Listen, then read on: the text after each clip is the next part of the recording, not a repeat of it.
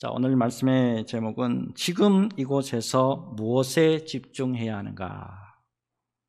자, 지금 이곳에서 무엇에 집중해야 되느냐? 자, 이 주제 가지고 오늘 말씀의 은혜를 나누도록 하겠습니다.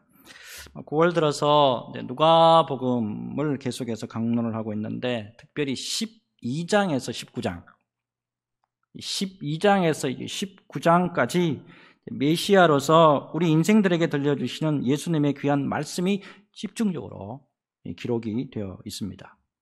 특별히 이제 12장하고 13장 계속해서 우리가 말씀을 살펴보고 있는데, 예수님의 재림과 종말에 대한 말씀이 이어지고 있죠. 특별히 딱 말씀의 흐름을 보시면 회개라는 말씀이 계속 나오고 있어요.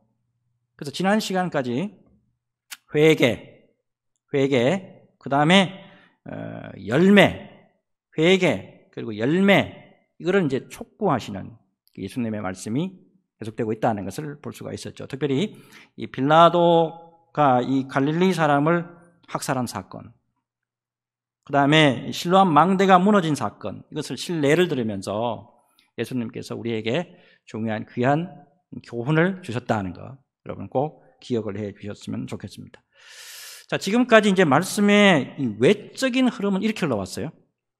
자, 회개, 열매. 3년 동안에 내가 기회를 줬지 않느냐? 그럼에도 불구하고 열매가 없지 않느냐? 자, 이 예수님의 경고의 말씀. 이게 이제 외적인 흐름이에요. 근데 중요한 거는 내적인 흐름이에요. 여러분, 말씀을 딱 보실 때 외적인 흐름만을 바라보시면 안 돼요. 그 외적인 흐름을 보시면서 예수님께서 내적으로 무엇을 지금 말씀하고 있느냐, 이거를 간파할 수 있어야 된단 말입니다. 자, 특별히 유대 종교 지도자들과 예수님과의 보면 이 마찰과 갈등이 계속됩니다. 그 가운데 주님이 늘 집중하시는 게 있어요. 그게 뭐냐 하면 생명입니다. 생명. 헬라어로 조에라는 말이에요. 조에. 가만히 들여다보면 유대 종교 지도자들은 생명을 살리는 것보다 율법, 법, 형식 이걸 강조하면서 사람을 막 정죄합니다. 말씀이 이렇지 않냐고 정죄를 해요. 막. 그리고 막 정죄하면서 사람을 죽여요. 막. 그런데 우리 예수님은 딱 보면 율법을 뛰어넘어요. 율법을 뛰어넘고 복음으로 인생의 생명, 이 영혼의 생명을 살리는 일에 집중하고 계신다는 거예요. 여러분, 이거를 잘 기억을 하셔야 돼요. 여러분, 무엇보다도 우리가 말씀을 대할 때 주님의 마음을 잘 읽어야 돼요. 왜 저 말씀을 하시는 걸까? 왜 그 말씀을 우리에게 주시느냐? 이 마음을 잘 읽어야 됩니다. 특별히 주님이 무엇을 간절히 원하시느냐? 무슨 법, 원칙, 이것보다는 생명에 집중하시고 어떻게 하든지 예수님은 살리시려고 하신다는 거예요. 어떻게 하든지 인생을 살리시고 죄 많은 사람들을 살리시고자 하는 그 예수님의 그 본심, 이거를 들여다볼 줄 알아야 된다는 거예요. 여러분, 우리 교회의 평생 목회 비전이 뭐냐? 여러분, 입구에 들어오시다가 보면 현수막이 걸려있죠. 제가 우리 교회에 부임하면서 선포한 말씀이 마태복음 9장 35절이죠. 마태복음 9장 35절. 이 외우기 쉽게 하기 위해서 마태복음 9장 마구 35장 사모, 마구 사모해야 될 말씀이다 그랬잖아요. 자, 새기신 이 말씀을 우리 심령에 새기는 의미에서 우리 같이 한번 읽어볼게요. 자, 같이 읽겠습니다. 시작. 예수께서 모든 도시와 마을에 두루 다니사 그들의 회당에서 가르치시며 천국 복음을 전파하시며 모든 병과 모든 약한 것을 고치시니라. 아멘. 여기 보니까 예수님이 모든 도시와 마을에 두루 다니사, 그 다음에 가르치시고, 그 다음에 전파하시고, 또요 모든 병과 모든 약한 것을 고치시니라 그랬어요. 이게 한마디로 정리하면 뭐예요? 이게 다 생명 살리는 거예요. 생명 살리는 거. 그래서 여러분, 예수님의 피값으로 세워진 교회가 해야 될 일이 뭐냐? 예수님처럼 생명 살리는 일을 해야 한다라는 거예요. 시대가 참 어두운 시대입니다.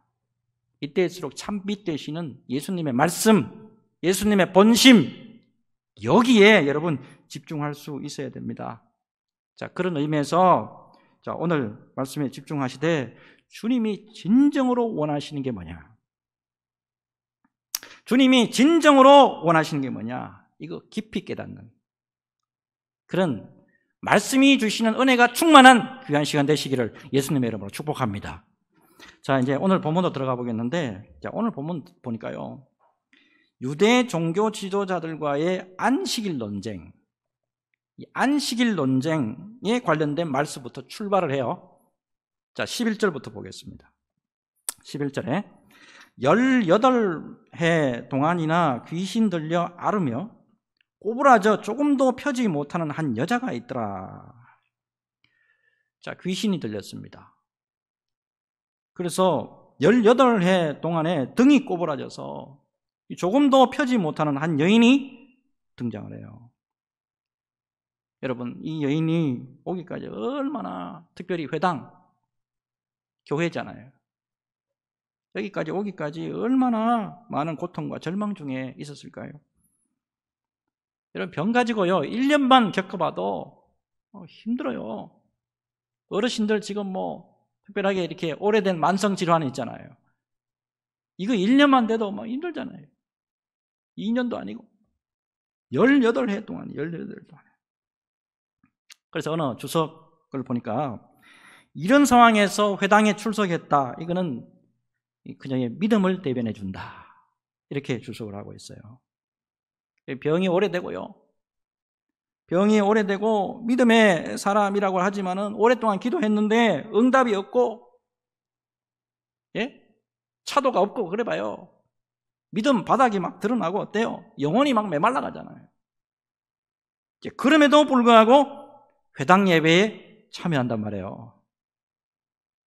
그래서 대부분의 주석가들은 뭐냐면 이거는 믿음의 표현이다, 이렇게까지 주석을 하는 것을 볼 수가 있어요. 자, 이어서 12절 봅시다. 자, 예수께서 보시고 불러 이르시되 여자여 내가 네 병에서 놓였다 하시고, 예수님이 보시고 불러 이르시되 생명의 존귀함 그리고 인생의 고통, 이거 다 아시는 하나님이시잖아요. 이거 다 힘들어 하신 그 여인을 보고 부르시는 거예요. 근데 놀랍게도 고쳐달라고 요청 안 했는데, 고쳐달라고 기도도 안 했는데 우리 주님이 병을 고쳐주십니다. 이게 우리 주님의 마음이에요. 우리 믿음의 사람들이 아파하고 힘들어하고 이거를 보시지 못하는 우리 사랑의 주님이에요. 요거를 놓치지 말아야 됩니다. 자, 이어서 13절 볼게요. 안수하시니 여자가 곧 펴고 하나님께 영광을 돌리는지라. 안수하시니, 사랑의 주님이 만져주시는 거예요. 터치해 주시는 거예요. 이게 하나님의 본심이에요. 아픈 사람 만져주고 아픈 사람 터치해 주시는, 그 하나님이 우리 하나님이에요. 이게 보니까 어때요? 여자가 곧 펴고 하나님께 영광을 돌리는지라. 생명이 살아나고 병 고침을 받고 기쁨이 있고 또 아울렀어요. 하나님의 영광이 드러나는 순간이 있잖아요. 자, 근데요, 이 목회 현장에서 발생하는 여러 일 가운데 생명 살리는 일이 참 귀하잖아요. 예? 생명 살리는 일이 참 귀한 거잖아요. 근데 그럼에도 불구하고 이거를 오히려 힘들어하는 분이 있더라고요.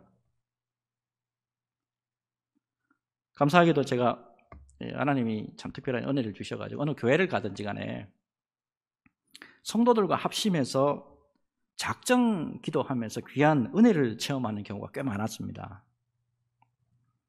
한 번은 어느 모 교회입니다. 모 교회에서 성도들과 합심해서 작정 기도하면서 그때는 집중적으로 누구만을 위해서 기도했냐면 병자를 위해서 기도를 했었어요.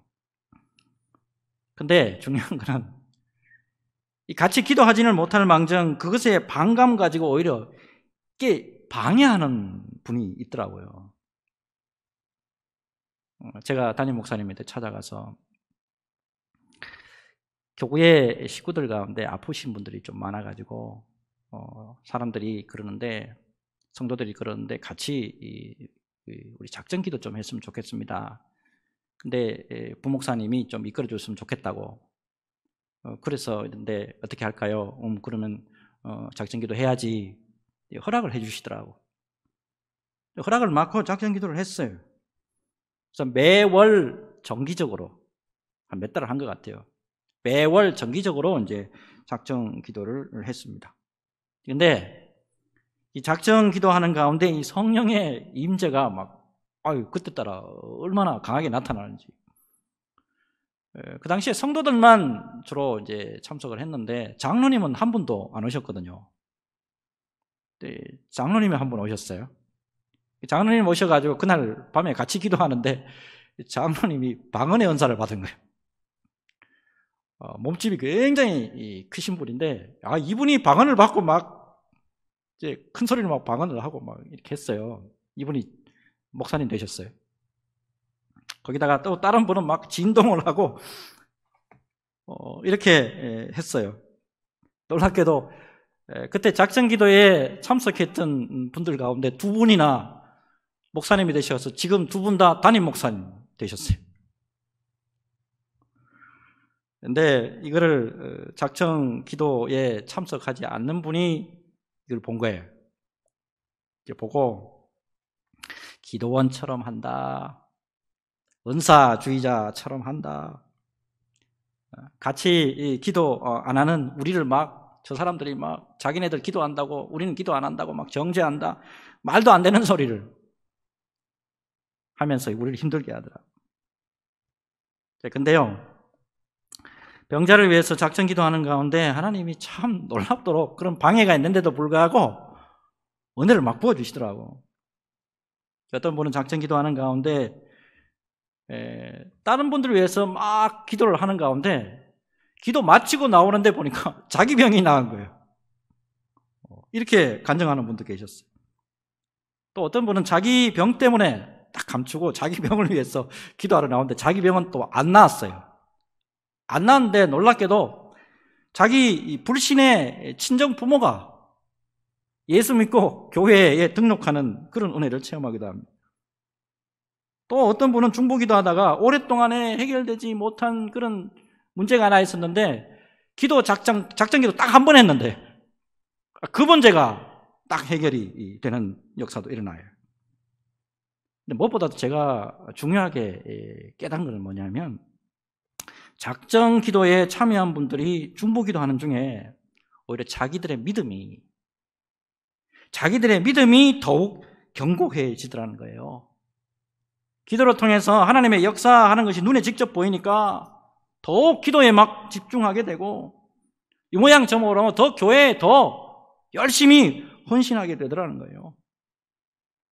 생명을 살려주시는 우리 주님의 강력한 은혜를 경험하니까 귀한 고백들도 하게 되고 믿음도 자라나게 되고 열심을 다해서 일하는 것이 눈에 보이더란 말입니다. 여러분, 생명 살리는 일을 하면, 주님 앞에서 생명 살리는 일을 하면 하나님의 영광이 드러나요. 여러분, 무엇보다도 이 땅에 예수님이 오셔서 십자가에 죽기까지 하시면서 행하신 것이 바로 영혼 구원이라는 거, 이거 여러분 잘 아시잖아요. 자, 특별히 요한복음 6장 26절하고 27절, 요한복음 6장 26절하고 27절, 이거 잊지 마십시오. 예수께서 대답하여 이르시되 내가 진실로 진실로 너희에게 이르노니 너희가 나를 찾는 것은 표적을 본 까닭이 아니요 떡을 먹고 배부른 까닭이로다. 썩을 양식을 위하여 일하지 말고 영생하도록 있는 양식을 위하여 하라. 이 양식은 인자가 너희에게 주리니 인자는 아버지 하나님께서 인치신 자니라. 원래 2월 11일이죠. 2월 11일에 어느 목사님의 사모님이 하나님의 부르심을 받고 자기가 섬기던 기도원에 묻혔어요. 그리고 지난 9월 14일이죠. 9월 14일에 평생 동안 복음 전도자의 삶을 살았던 어느 목사님도 하나님의 부르심을 받고 같이 나란히 묻혔어요. 사진 다시 한번 보여주세요. 여러분, 우리 인생은 저렇게 한 줌 흙으로 다 돌아갑니다. 자, 우리가 잘 알다시피 김성애 사모님하고 조영기 목사님이잖아요. 대부분의 분들이 어떻게 평가합니까? 다 하나님 앞에 영광 돌려드리잖아요. 두 분이 하신 일 보고. 왜 그럴까요? 왜 이분들을 향해서 하나님 앞에 영광을 돌려드릴까요?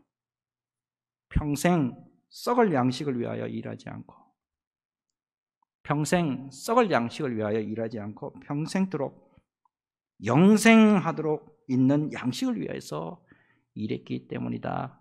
저는 그렇게 확신합니다.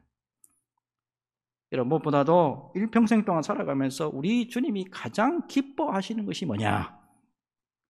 이걸 여러분 잊지 마시길 바랍니다. 여러분, 예수님처럼 생명 살리는 일을 하다가 주님 앞으로 가는 신실하고 복된 저와 여러분들이 되었으면 하는 마음 간절합니다. 이 은혜를 사모하시고 생명 살리는 일을 통해서 온전하게 하나님 앞에 영광 돌려드리는 믿음의 종들 다 되시기를 주 예수님의 이름으로 축복합니다. 자, 이제 이어서 14절로 넘어가는데, 안식일에 병 고친다고요. 안식일에 병 고친다고 해서 이번에 회당장이 예수님에게 분노합니다. 이 기가 막힌 일 아닙니까? 자, 14절. 회당장이 예수께서 안식일에 병 고치시는 것을 분내어 무리에게 이르되 일할 날이 엿새가 있으니 그동안에 와서 고침을 받을 것이요 안식일에는 하지 말 것이니라 하거늘. 자, 회당장, 이 사람은 제사장 신분이 아닙니다. 회당장이라고 하니까, 회당에서 장이라고 하니까 제사장인 것 같은데 제사장 아니에요. 평신도 계열의 사람인데 지방 장로회의 한 우두머리쯤 되는 사람이에요. 그런데 보니까 안식일을 무조건 뭘로 해석하냐면 문호동 원칙. 안식을 무조건 문호동 원칙, 이 문자적으로 해석을 하고 거기다가 예수님에게 분을 내고는 그거를 무리에게까지 막 고하기까지 합니다. 이 당시에 율법의 규율 가운데 참 특이한 게 있는데, 안식일에 긴급 환자, 응급 환자가 생기잖아요. 숨이 꼴딱꼴딱 넘어가는. 응급 환자가 생기면은 고칠 수 있어요. 근데 만성질환, 오래된 병 있잖아요. 이거는 치료하면 안 된다 규정을 해놨어요. 그러니까 이 18해 동안에 만성질병을 앓고 있는 이 사람, 이 여인을 고칠 경우에는 이게 율법에 위배된다는 거예요. 그래서 막 분노하는 거예요. 여러분, 안식일을 우리 하나님께서 주신 이유가 있잖아요. 하나님의 전적인 통치를 인정하는 것이고 애굽의 종로로 다는 데서 노임을 주시고자 한 것임을 우리가 잘 알고 있습니다. 결국에 이 안식일을 지킴으로써 매여 있던 것에서 온전히 자유함을 얻도록 하는 것이 궁극적인 안식일의 의미가 되잖아요. 근데 이거를 지나치게 형식적으로, 외식적으로 법이요! 이렇게 했다는 겁니다. 결국 자유가 아니죠, 이거는. 또 율법으로 월급 매요. 또 율법의 종이 되게 한다고. 자, 15절 보시면 예수님께서 이제 특별한 말씀을 하시는데 잘못 생각하고 있는 자들을 향해서 외식하는 자들아 하시면서 자, 특별한 말씀을 주세요. 잘 보세요.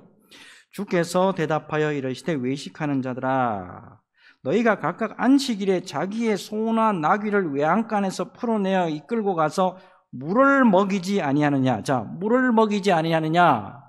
여기에 집중하시고 이어서 16절. 자, 그러면 18해 동안 사탄에게 매임받은 이 아브라함의 딸을 안식일에 이 매임에서 푸는 것이 합당하지 아니하냐. 자, 여러분 율법을 정리해 놓은 탈무드, 여러분 많이 들어보셨죠? 탈무드.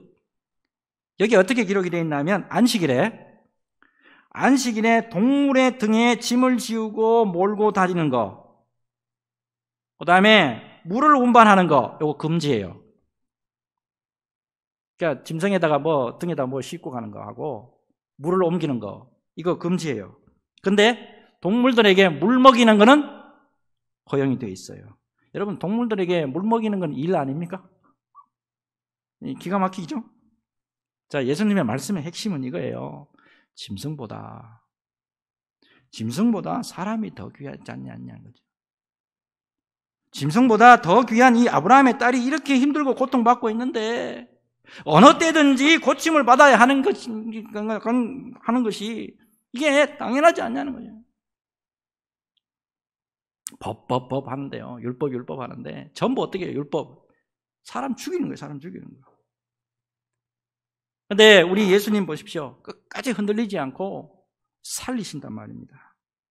사람 살리는 일에, 생명 살리는 일에 우리 주님이 끝까지 집중하고 계신단 말이에요. 자, 17절을 이제 보면 거기에 대해서 이제 상반된 반응이 나타나요. 자, 17절.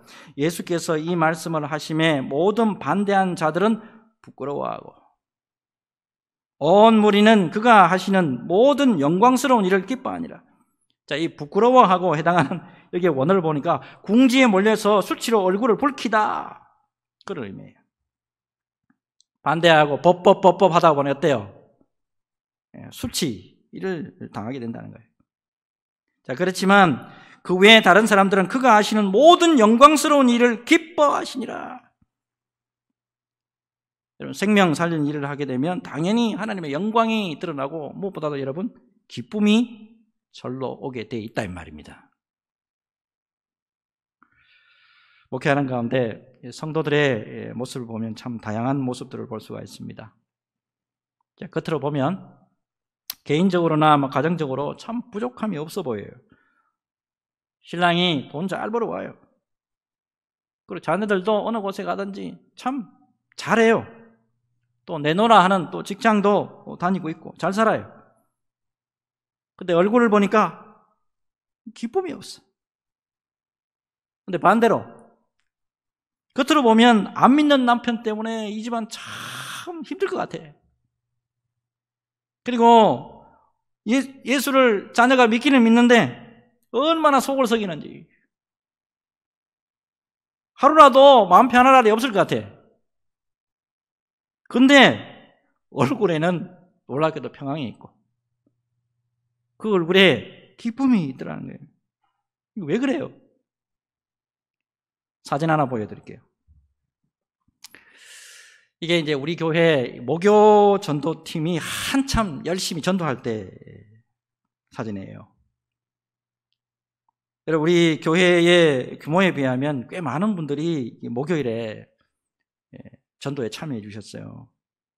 얼굴 한번 보세요. 참 밝죠? 그 중에 제가 한 분 집사님에게 물어본 게 기억이 납니다. 집사님 매주 이렇게 나와셔서 일하시는 게, 전도하시는 게 힘드시죠? 힘들지 않아요? 라고 물었더니만, 목사님, 힘들기보다는 전도하면 너무 기뻐요. 그래서 안 나오려 하다가도 기쁨이 생각나서 또 나오게 돼요. 이분들 중에 빨간 조끼 입고 계신 분, 중국 교포분이잖아요. 이 당시에 몸이 상당히 좀 안 좋았습니다. 사실 몸이 상당히 안 좋았는데도 참 열심히 했어요. 뭐가 그리 기쁜지 전도지 들고 이리저리 참 열심히 땀 흘리면서 전도하시는 모습이 생각이 납니다. 그리고 제가 마치고 난 다음에 아이고 집사님 수고하셨어요 라고 하면 오히려 제가 감사해요. 그렇게 말씀하시면서 참 해맑은 모습으로 웃는 모습, 뇌리에서 떠나지 않아요. 여러분, 생명 살리는 일은요, 하나님이 가장 기뻐하시는 일 중에 하나입니다. 하나님이 기뻐하신 일을 하게 되니까 그 일에 순종하는 일에 당연히 하나님이 은혜를 베풀어 주실 수밖에 없는 거예요. 여러분, 우리를 억만의 죄악에서 구원해 주시고 먼저 우리를 수원 소망교회에 왜 불러주셨을까요? 세상 일에 집중하고 세상에서 잘 되도록 우리를 불러주신 것이 아니고 주님이 기뻐하시는 생명 살리는 일을 하라고 우리를 이렇게 먼저 불러주신 줄로 저는 믿습니다. 허물과 죄로 죽어있는 우리 이웃들을 향해서 생명의 복음을 전하고 생명 살리는 일을 할 때 우리 마음에 더욱더 기쁨이 충만하고 모든 일에 형통함이 있을 줄로 믿습니다. 이 믿음 가지시고 언제나 승리하시기를 주 예수님의 이름으로 축복합니다. 마지막, 주님이 마지막으로 교훈하신 게 요거 굉장히 중요합니다. 자, 앞에 한 여인을 치유하시는 사건을 다루고 그 다음에 이어나오는 게 뭐냐면 하나님 나라예요. 자, 주님이 안식일 논쟁을 어디와 연결시키냐면 지금 하나님 나라와 연결시킵니다. 자, 18절하고 19절. 우리 같이 한번 읽어봅시다. 18절과 19절 같이 읽겠습니다. 시작. 그러므로 예수께서 이르시되 하나님의 나라가 무엇과 같을까? 내가 무엇으로 비교할까? 마치 사람이 자기 채소밭에 갖다 심은 겨자씨 하나를 같으니 자라 나무가 되어 공중의 새들이 그 가지에 깃들였느니라. 21절 같이요. 시작. 마치 여자가 가루 서말 속에 갖다 넣어 전부 부풀게 한 누룩과 같으니라 하셨더라. 아멘. 잘 보세요. 여인의 치유 사건을 통해서 하나님 나라는 완악한 자들의 방해에도 불구하고 법이요 어쩌고 저쩌고 하면서 이렇게 방해를 해요. 그럼에도 불구하고 계속해서 하나님의 나라는 확대되어 간다는 거예요. 또 하나님의 나라는 이렇게 개개인의 구원에서부터 시작해서 완전한 데까지 이렇게 가도록 우리 주님께서 역사해 주신다는 사실입니다. 겨자씨 하늘에서 출발해서 자라서 나무가 되어서 공중에 새들이 깃드는 것처럼 외적으로도 하나님이 확장되도록 주여 도와주실 것이고, 또 적은 양의 누룩이 가루 서만을 모두 부풀듯이 복음이 세상에 파고 들어가서 사람들을 놀랍게 내적으로도 변화시켜 주실 줄로 믿습니다. 말씀을 준비를 하면서 우리나라 교회 가운데, 국내 교회예요. 교회 가운데 개척에서부터 시작해서 큰 규모의 교회가 되기까지 그 안에 이제 어떤 일들이 좀 있었나 다시 제가 공부하듯이 좀 살펴봤어요. 크게 공통점이 한 3가지가 있어요. 자, 첫째 공통점이 뭐냐 하면 적은 수의 성도로부터 시작을 했어요. 어느 교회든지 뭐 많은 숫자로부터 시작한 게 아니고 적은 수. 보통 5명에서 한 10명이에요. 여의도 순복음교회 75만 성도라 그러는데 5명에서 출발했잖아요. 5명. 그리고 대구의 모 교회 같은 경우는 장년, 그러니까 어른 2사람에서 시작한 게 아니고 고등학생 2사람 붙들고 개척했는데 2,000명 넘어가는 교회가 됐어요. 두 번째 공통점이 있는데 예배당이에요. 이 예배당이 참 다 어려운 곳에 세워져 있었더라고요. 대부분의 예배당이 지하예요. 그 다음에 뭐 신혼집, 공동묘지 앞에도, 또 어느 남의 집 밭에, 또 뭐 아무도 안 쓰는 공장 헛간이나 빈 상가, 뭐 이런 경우도 있어요. 그렇게 출발했더라고. 마지막 3번째가요. 대부분 다 겪었던 고통인데 이 재정 문제. 이 재정이 어려워가지고 대부분 다 목사님들이 금식 다 하셨더라고. 금식. 그것도 짧은 금식이 아니고 긴 금식, 장기 금식 다 하시더라고. 자, 여러분 중요한 거는 이런 어려운 경우를 그러면 어떻게 뛰어넘었냐 하는 거예요. 여러분 인터넷이나 책을 딱 들여다보면 진짜 중요한 키포인트 그 말 안 해놔요. 진짜 그런 교회가 어떻게 모든 어려움을 딛고 일어났느냐, 진짜 중요한 키포인트를 말 안 해놔요. 그 진짜 키포인트는 뭐냐면 기도다는 거예요. 기도다는 거. 여러분 교회를 개척하고 교회가 성장하고 교회가 은혜롭게 되는 거, 이거 사람의 힘으로 되는 게 아닙니다. 여러분 전적인 하나님의 은혜로만 되는 거예요. 그래서 여러분 언제나 제가 강조하는 게 뭐냐면 기도를 강조하는 거예요. 그분들 한 분들 다 들여다보니까 특별히 성도들의 피나는 기도가 있었고 또 목사님들의 희생적인 기도, 이게 같이 아울러져서 교회가 교회답게 바로 세워지고 교회가 정말 든든하게 세워지더라는 사실입니다. 은혜의 물줄기가 어디서 나오느냐? 모두 합심해서 기도하는 곳에 은혜의 물줄기가 터져 나오더라는 거예요. 제가 우리 교회에 부임하는 첫날에 하나님이 제게 주신 말씀이 있어요. 창세기 28장 15절입니다. 창세기 28장 15절. 내가 너와 함께 있어 내가 어디로 가든지 너를 지키며 너를 이끌어 이 땅으로 돌아오게 할지라 내가 내게 허락한 것을 다 이루기까지 너를 떠나지 아니하리라 하시니라. 제가 이 말씀을 받으면서 제 나름대로 다짐한 게 있어요. 자, 이 말씀은 베델의 축복이죠. 베델에서 야곱이 받은 말씀 아닙니까? 베델, 하나님의 집. 그래, 이곳이 하나님의 집이다. 이곳에서 기도로 죽으면 지금은 겨자씨처럼 작지만 하나님의 은혜로 놀라운 성장과 은혜의 변화가 있을 것이다. 기도하면서 죽자. 주님, 기도로서 죽을 수 있도록 은혜를 주세요. 간절히 기도한 것이 생각이 납니다. 감사하게도 솔직히 죽을 만큼 기도하지는 않았어요. 솔직히 그래요.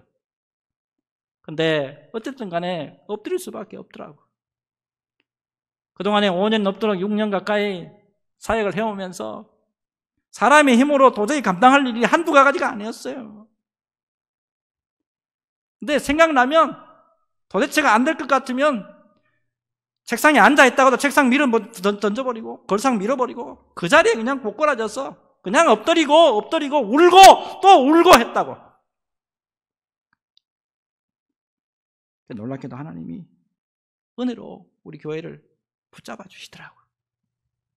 여러분, 교회는 은혜로 가는 거예요. 예? 목사 힘으로 가는 게 아니에요. 교회는 함께 기도하면서 은혜로 간다. 이거를 잊지 마세요. 여러분, 진정한 교회의 성장과 은혜의 비결을, 이게 뭔지 여러분 깊이 새기시길 바랍니다. 하나님 나라의 본질 두 가지죠. 첫째가 미약함이에요. 둘째가요, 창대함이에요. 미약하게 출발하지만 하나님 앞에 기도를 통해서 은혜를 입을 때 하나님의 놀라운 창대함의 역사가 있습니다.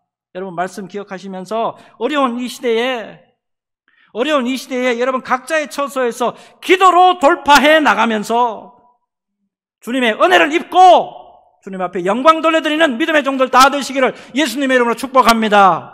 언제나 기도의 자리에 있을 때 승리의 역사가 있을 줄로 믿습니다. 기도로 승리하시기를 주 예수님의 이름으로 축복합니다. 주님,